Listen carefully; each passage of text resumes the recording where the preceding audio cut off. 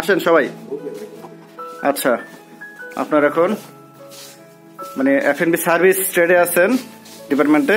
আজকে রুমে যদি গেস্ট থাকে তখন তাদেরকে খাবার দিতে হবে রুমে। তাদের রুমটা কিরকম থাকে তা আমরা ওই হাউসকিপিংয়ের সেকশনে তাদের রুমে ঢুকলাম। গেস্টের রুমটা কিরকম থাকে সেটা দেখার জন্য, তাই তো? যে রুমটা এরকম থাকে, এটা হচ্ছে টুইন বেড বলতে কি সিঙ্গেল বেড একটা, ওই একটা দুইটা। আর ডাবল বেড বলতে বোঝানো হয়েছে একটা বেডেই দুজন থাকার ব্যবস্থা। আর সিঙ্গেল বেড দুইটা এখন টুইন বেড বলা হয়, ঠিক আছে? এরকম থাকে।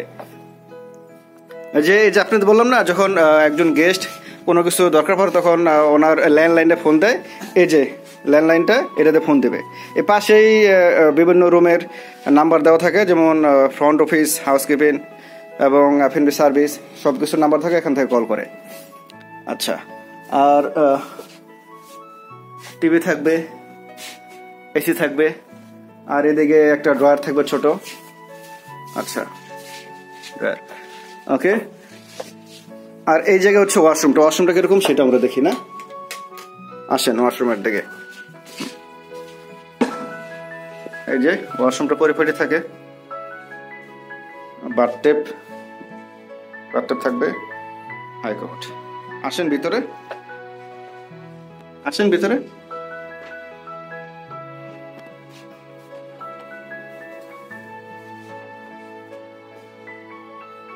বুঝতে পারছেন তো, একটা গেস্টের মানে ওদের তো বাথরুম তো একটাই থাকবে, আমাদের বাসা বাড়ির মতো কমন বাথরুম থাকবে না, তাই না?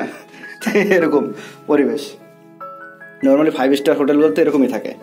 আচ্ছা, বের হন।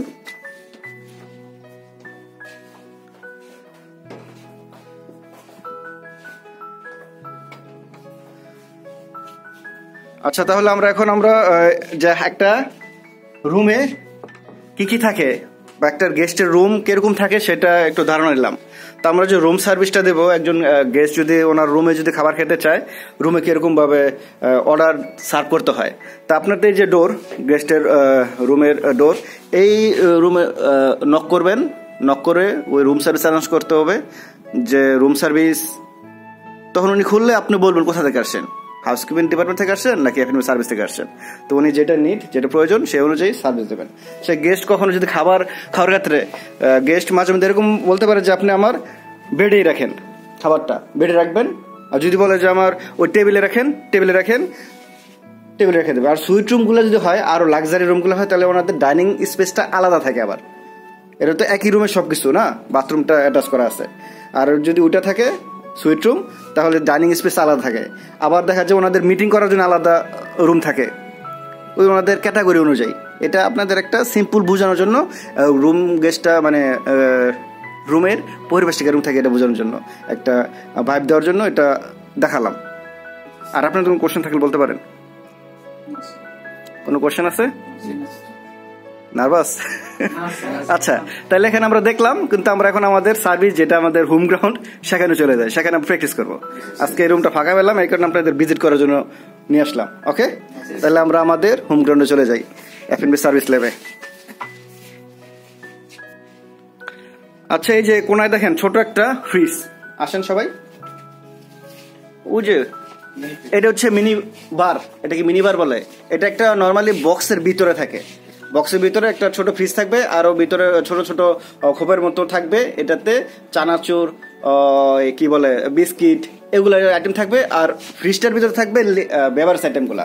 এটা অ্যালকোহলিক হতে পারে, নন অ্যালকোহলিক হতে পারে, জুস হইতে পারে, ঠিক আছে? গেস্ট যেটা খাবে সেটার উপরে বিলটা হবে। আমাদের বইতে পড়াইছিলাম না, যাতে মিনিবার, হোয়াট ইজ মিনিবার, এর ইজ মিনিবার। গেস্টের রুমে কোনায় ছোট একটা ফ্রিজ থাকবে।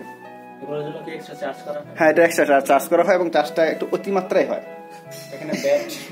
অতিমাত্রায় বলতে বুঝতে পারছেন, যদি একটা কোক বা পেপসি ক্যান বাইরে কত টাকা, 70-80 টাকা, হ্যাঁ, ওই জায়গায় 320, 350, 400, 500 এরকম হয়।